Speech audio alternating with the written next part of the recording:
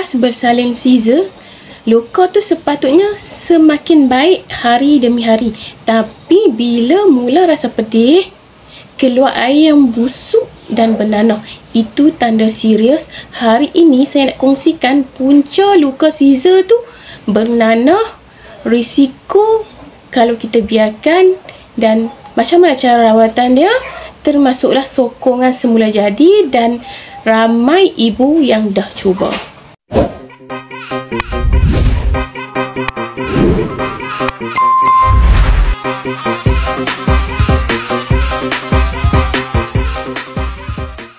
Antara punca luka Caesar tu boleh jadi bernanah.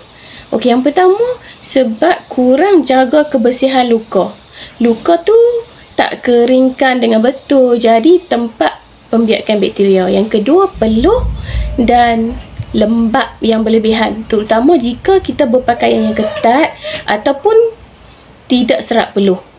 Yang ketiga, angkat berat, bergerak yang terlalu aktif boleh menyebabkan luka tu terbuka sedikit tanpa kita sedar.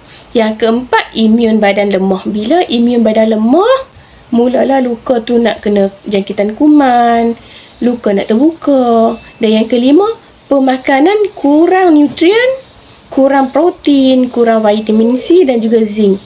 Dia lambat proses pemulihan. Antara rawatan yang boleh ibu buat ialah rawatan asas. Cuci luka tu dengan air suam dan bersihkan dengan tuala yang lembab ataupun hidrogen suhu rendah. Tukar kain ataupun pakaian tu jika basah, perlu kena tukar. Pantau tanda jangkitan. Jika bernanah makin banyak, demam ataupun makin sakit tu makin kuat, segeralah jumpa doktor. Apa yang Kak An boleh suggestkan untuk ibu amalkan bila ibu ada masalah pada luka jahitan? Ibu perlu ambil suplemen seperti vitamin C, zinc. Dia bantu untuk kolagen dan tutup luka tu dengan cepat. Yang kedua, ESP. ESP ni sumber protein untuk pembentukan sel baharu. Dan yang ketiga, osteonutrik. Dia elak sembelit dan dia bantu tidur lebih lena, jadi ibu tak adalah stres. Yang keempat, Vivix ataupun polyphenol, dan boleh juga ambil Resby.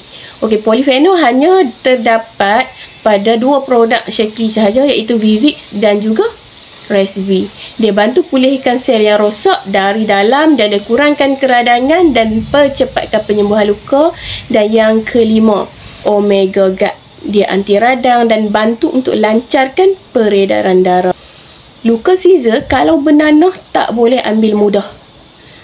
Lagi lambat rawat, lagilah tinggi risiko jangkitan dalam.